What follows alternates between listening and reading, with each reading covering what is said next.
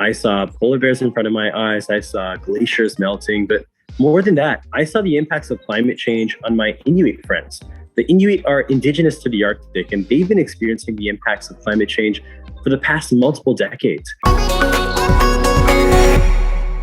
The best way to predict the future is to, no, we can't predict the future. Not yet anyways, but we're sure gonna have fun trying. Hovercrafts waiting in traffic? Teleportation is, a given.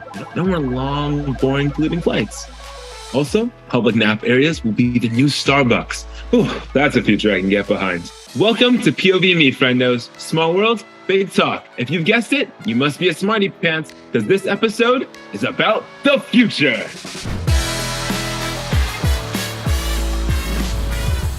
Whoa, we look futuristic indeed. What do you all think the future will look like in 50 years? I expect to see space travel for sure.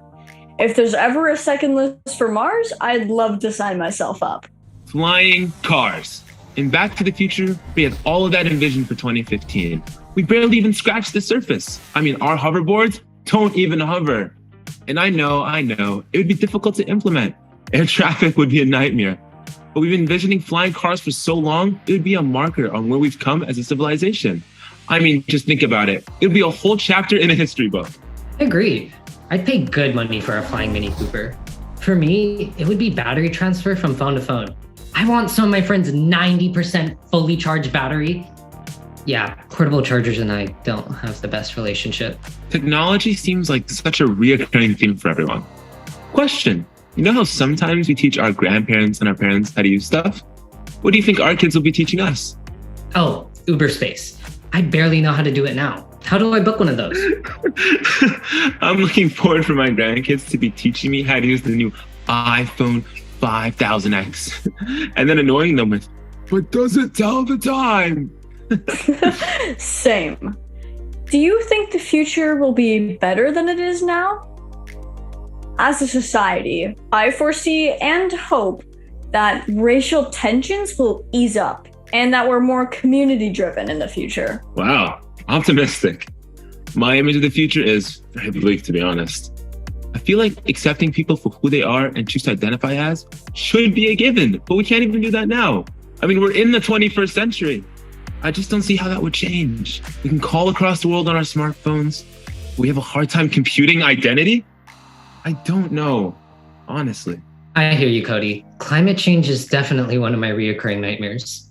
The future looks bleak, but I have faith in our generation. I'm happy to think that in 50 years, the BIPOC kids out there struggling with gender and orientation won't have it how we did, and the people 50 years before us. I have hope. Did you know, in its 31-season run, animated TV show The Simpsons has predicted the future 18 times, including predicting video chat software almost 15 years earlier. Oh, hi there. You're Abhay, the co-founder of Break the Divide, the student network that spreads awareness about climate change, mental health, and intergenerational trauma in over 20 countries. Guilty as charged. I think I speak for everyone when I say this. What? Wowza. So tell us what made you undertake this incredible initiative. Yeah, in 2016, I had the amazing opportunity to travel to Arctic Canada, where I saw the impacts of climate change firsthand. I saw polar bears in front of my eyes. I saw glaciers melting. But more than that, I saw the impacts of climate change on my Inuit friends. The Inuit are indigenous to the Arctic, and they've been experiencing the impacts of climate change for the past multiple decades. And learning from them, I realized that there's a big disconnect between how those in the north that experience the main impacts of climate change and us and the rest of the world in Canada don't really talk and learn about the impacts firsthand.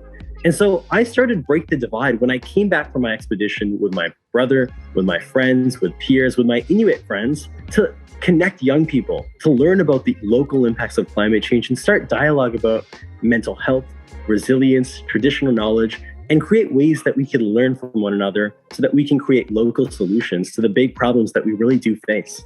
Wow, that's so inspiring. I want to do that too. How do you change the world? Wait, is there like some giant letter to NASA that needs writing?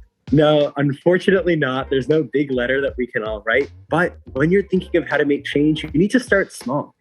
when I started to break the divide, it was just one school in the Arctic and one school in British Columbia. And so by starting small, where you have a passion and where you are connected to the community that you're making a difference with, that's how you create an impact that grows beyond just yourself. The future is always going to be overwhelming, but by taking it one step at a time, we can turn it into bite-sized pieces that we can all tackle. Wow. Thanks, Abhay. That was so educational. Yeah, thanks so much for having me. Bye. Bye. Ask your best friend for their wishes for the future. Done. All right, then. The POVme 2050 time capsule event is officially underway. Documenting and preserving a moment can have so much impact on learnings of future generations. This season has so many cool moments that I thought 2050 would benefit from our findings this season. So, who wants to read their messages first? I can start.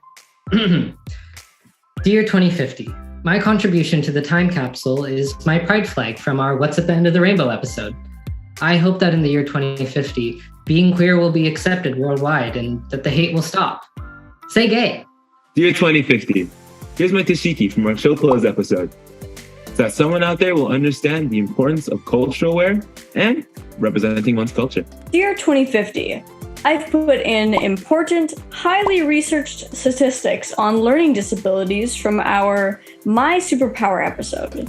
Hope you'll use it. Dear 2050, last but not least, I've included a list which has all of our names and their meanings from our first ever episode. I hope you'll add your own name and their meanings to it as well. Everything in this capsule is meant to be shared, so pass it on after you're done, so all of us can be a part of a better future. That was our season. Thank you all for tuning in to POVme. It's been a blast. See you in 2050. Bye. Bye. Bye.